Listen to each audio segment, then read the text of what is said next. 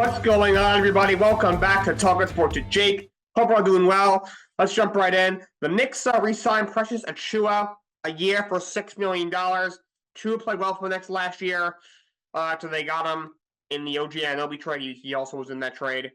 In 25 games for Toronto, averaged 7 points, 5 rebounds, shot 45 from the field, 27 from 3, 57 from the line.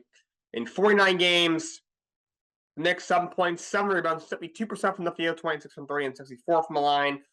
He stepped up in the playoffs when he had to play significant minutes because of all the injuries they had as Wolves in the regular season. Of course, you lose Isaiah Hartenstein in free agency, so Mitchell Robinson is now your de facto starting center and needing another backup, so they bring back Precious Achiuwa. They originally didn't they didn't give him a qualifying offer like they could have. I think the plan was to re-sign Hartenstein. You still had Mitchell Robinson under contract. But after they lose Hartenstein, they needed some depth down low, so they bring back Precious Achiuwa. Well, shout out to Jalen Brunson. He was named the captain of the New York Knicks. He is the 36th captain in the history of the New York Knicks. Shout out to him, absolute star. Memphis Grizzlies, they bring back Luke Kennard here for $11 million. Kennard, they got him to the trade deadline the year prior. Only played 39 games last year, had some injuries, but averaged 11 points a game, shot 44 from the field, 44 from 3, 88 from the line. He's one of the best shooters in the NBA. He's a 3-point specialist. Basically the entire Grizzlies roster last year, not a lot of injuries, only played 39 games. One healthy, guy who does have health issues, but when he is healthy, he is one of the best 3-point specialists in the league. The Cavs extend Jared Allen 3 years, $91 million. Allen's developed into a very good big man for the Cavs. 7 games this past year, averaged 16 points and 10 rebounds, shot 63% from the field to 74% from the line. He was greatly missed in the playoffs. He was injured for most of the postseason, including the entire series against the Bulls and Celtics. He's a very, very good big man. The Cavs lock him down. Cleveland's been trying to keep his core together. You could tell. You get Donovan Mitchell a big 4-year extension. Allen's gotten a 3-year deal. You have Mobley a 5-year extension. Darius Garland possibly could be next. Obviously, we thought they might get traded if they extend Mitchell. It's been the complete opposite. I think this Cavs core could be a little bit better. So keeping it together, depends on how you look at it, could be good, could be bad. But Mitchell, I think he's a little bit overrated, but he is a great player. Allen's a very good player. I think Mobley is a very good player as well, especially on the defensive end. Utah Jazz are expected to extend Lauri Markkanen. It's going to be a 5-year deal worth roughly $200 million, possibly more. He's been in trade talks all offseason. They put those to bed. With this extension, he cannot be traded for another year. But Jazz are going to lock him up. Golden State Warriors have been trying to get him for a while. Their final offer, I think, was Moses Moody, multiple firsts, some swaps, and a couple second-rounders. Utah said no older trade offers than anyone else's trade offers. And he'll be staying in Utah for the foreseeable future as he signed a long-term extension. All right, before we get to a bunch of NFL extensions and training camp and all that, of course, preseason is starting up. The New York Rangers re-signed defenseman Ryan Lindgren a year for $4.5 million. I was happy with this. For 3 goals, 14 assists, 17 points for him last year. I was worried they'd give him a long-term deal. He's a guy whose body breaks down pretty easily. By the playoffs, the guy's 40-50%, but he's a very good defensively minded defenseman. And 1-year deal on a fair salary, I can live with that. So ready to bring back Lindgren on a 1-year deal. So on to training camp and all the NFL extensions in the NFL. Like I said, preseason has arrived. We had the Hall of Fame game last week, and now preseason's going to really get into full swing this week. The Chicago Bears extend DJ Moore, all-pro receiver, 4 years, $110 million, with $82.6 million guaranteed, so a big contract for him. Definitely well earned. After 96 catches for over 1,300 yards and 8 touchdowns, one of the best receivers in the NFL. It was second-team All-Pro, absolute stud. And he was extended by the Bears. He just extend Evan Chow, 2 years, $21 million, $6.5 million guarantee. He's a pretty solid defensive tackle. Had a good year last year. 6 tackles and a fumble recovery. Solid tackle, very good against the run. I wonder if that was done on purpose because you got a contract dispute with Matt Judon, who missed most of last year of injuries, but when healthy has turned into a stud for them. One of the best pass rushers in the league. Going to the final year of his deal, they have not been able to agree on an extension. There's been he's been clashed with some coaches at practice. It's gotten some arguments, so clearly he's frustrated. So it looks like he's sort of holding out. Extension talks don't seem to be going very well in New England right now. My guess is they'll either trade him or he'll play the rest of his contract and they'll go from there. But if they do that, I think it's more likely he leaves and stays. It's the market, but right now he's a bit of a contract impasse with the Patriots. I wonder if they suddenly got to trying to get as many buys as they can up front in case they trade him before the season starts. The Miami Dolphins reworked Tyreek Hill's deal. And he now has undercut for the next 3 years at $90 million, including $65 million guaranteed. Of course, Hill was already the best receiver in the league. And the Chiefs extended Harrison Butker. 4 years, $25.6 million. Butker developed into one of the best kickers in the NFL, and he's now the highest paid kicker in the league. And Justin Herbert suffered an injury. He has a plantar fascia, which is a major foot injury. He should be ready for the season for week 1, but he's going to be out for a little bit with that.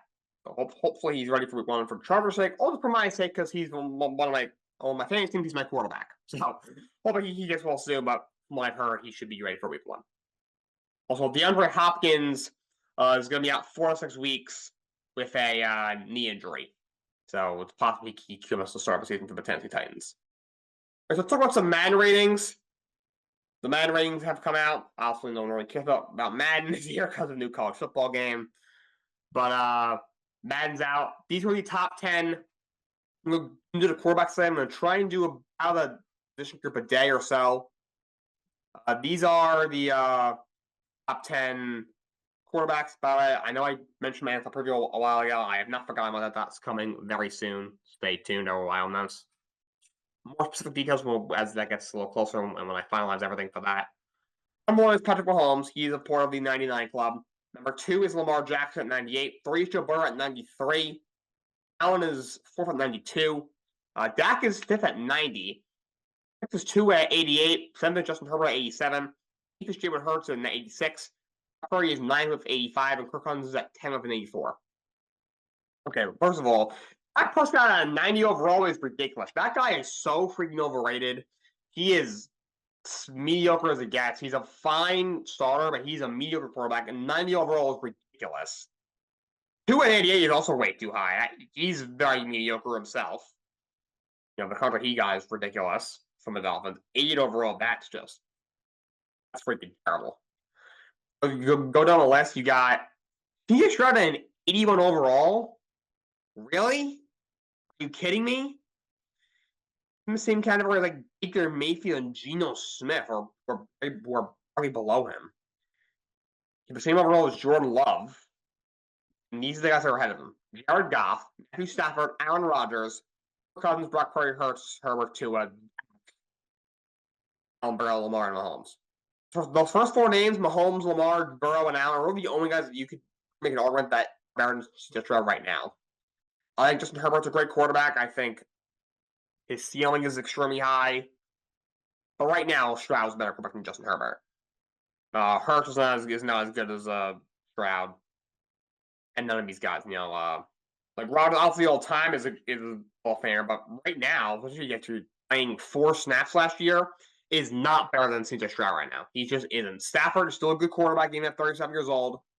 He is not better than Stroud at this point in their careers. Goff's a pretty good quarterback. I do think, honestly, 82 could be a little bit higher than 82, but he is not better than Stroud.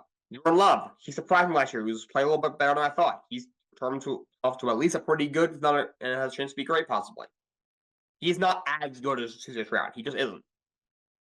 So to me, that just makes 0 sense. I don't get mad. I would think that they do this every year on purpose, so to get people talking about the games. They know no one's going to bother them otherwise because the game sucks. It's too repetitive, sketchy.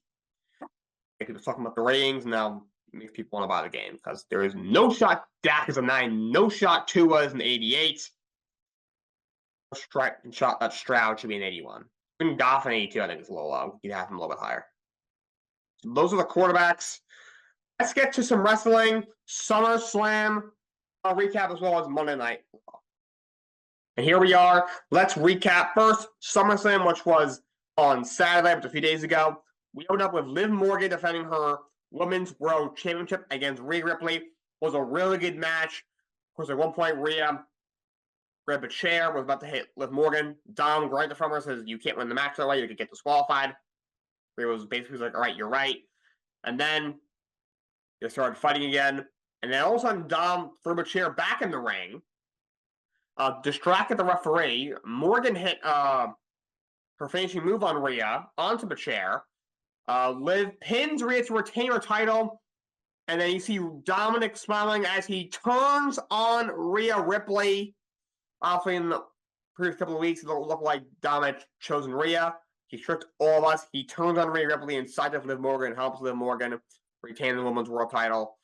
Then you had the Intercontinental Championship. Sami Zayn defended against Braun Breaker, and Braun Breaker wins the title. That was a pretty good match. It could be a little bit longer. You had such a stacked card. You couldn't have, every match couldn't be, 20 minutes long.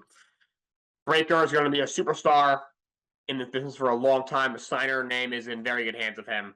He's a stud, and he beats Sami Zayn to win his first championship in the WWE. United States Championship was Logan Paul against LA Knight. Logan Paul brought out MGK, the Machine Gun Kelly, the rapper.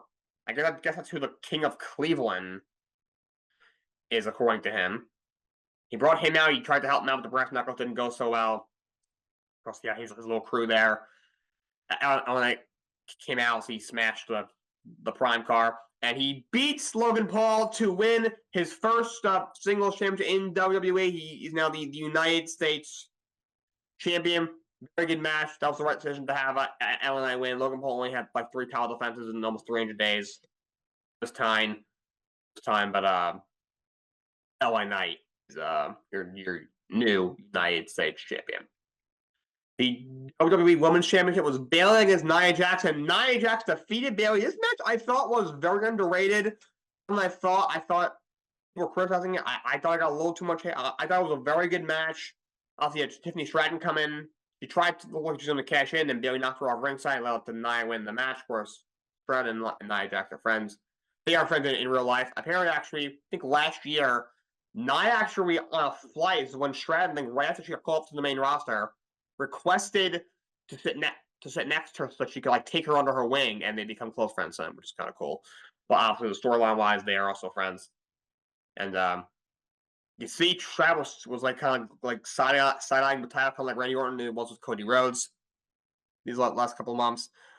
And so I think at some point Tiffany will turn on Nia Jax and cash in. But I am happy for Nia Jax. I know a lot of people were kind of bitching about it. A lot of people don't like Nia Jax. She has been massively improved in her current run. Obviously, her first run did a little bit forgettable. She caused some problems outside the ring. She's very sloppy in the ring, but she's gotten a lot better. She's got a much better shape, and she's much more humble. And I'm really liking what she's doing in this run she's on. Or she was queen in the ring, and now she is the champ. So very happy for Nia Jax. And CM Punk versus Drew McIntyre with Seth Rollins, special referee, was an incredible match. Of course, McIntyre pulls it out. Of course, you have both them with the bracelets. Some didn't like it. I absolutely loved it. Of course, McIntyre at one point Punk took it off of him. At one point, it fell off his hand. It fell onto the ground, and Rollins picked up and put it on his wrist. Of course, he was going at him with both of them throughout the match. Then Punk saw, he was like, "What do you have?" He's like, "Dude, I just picked it up."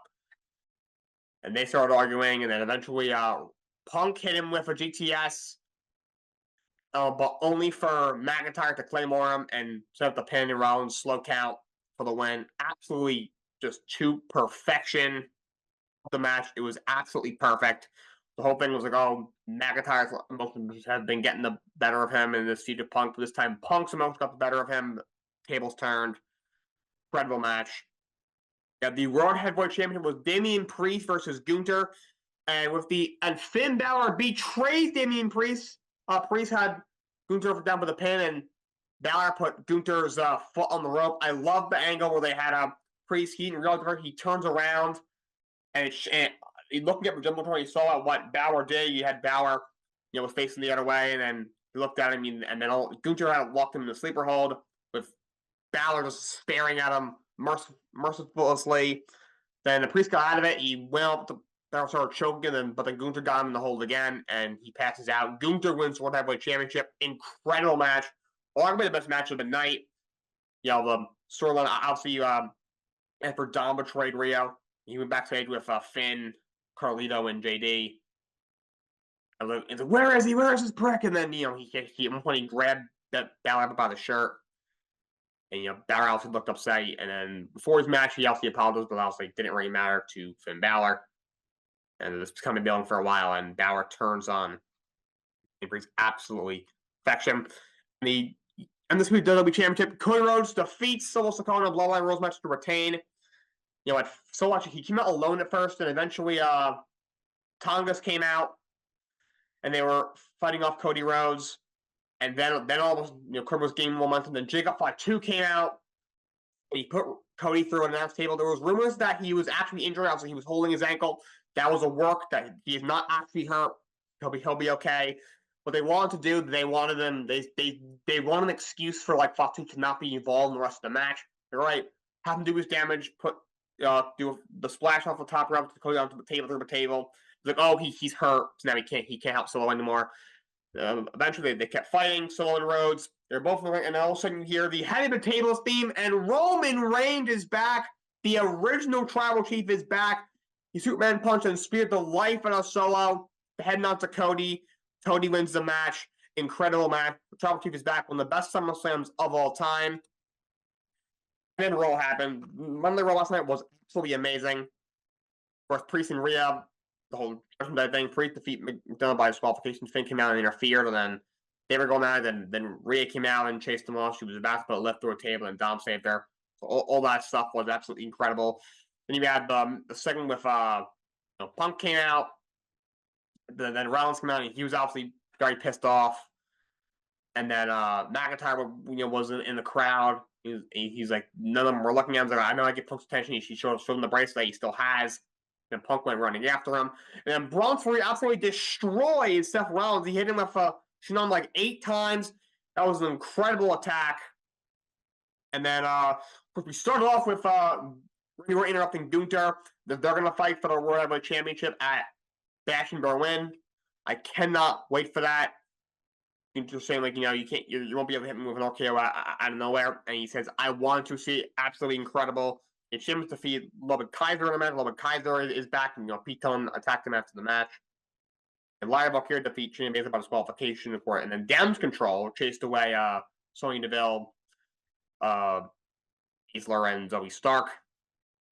And you just got defeated Sonya Deville after she attacked her backstage. Later in the night, New Day defeat the Office of Pain with help from Odyssey Jones. He was drafted to Raw 2 years ago, and finally, he is on the main roster. So happy. He looked incredible. That double side from the ALP, I have never seen it before. Not sure if you noticed, backstage, Woods didn't look thrilled. That sort of just got very interesting. 8-10 down defeat Ultimate Truth in a tag match. They're on the run now, so I wonder if that means Juice and Sami Zayn will move to SmackDown, because you saw them backstage. Apparently, Zayn's fighting Braun Breaker next week, or on SmackDown this week for the title. And of course, you had the Wyatt Six defeat American Made, which is the new stable, Chad Gable and the Creed brothers. That's going to be an incredible faction. Great 6-man tag team match. I love that the Wyatts come out. Rowan, Joe Gacy, and Loomis, without the mask, I had an actual wrestling match. You had Uncle Howdy there. Absolutely perfection. It's been a phenomenal tribute to Bray Wyatt, and the storyline itself has been absolutely phenomenal and very fluid as well. So these last couple of days in WWE's been incredible, and we still got our Tribal Chief coming back this Friday. All right, that's all I got for you guys today. Until next time, so long. Have a great day.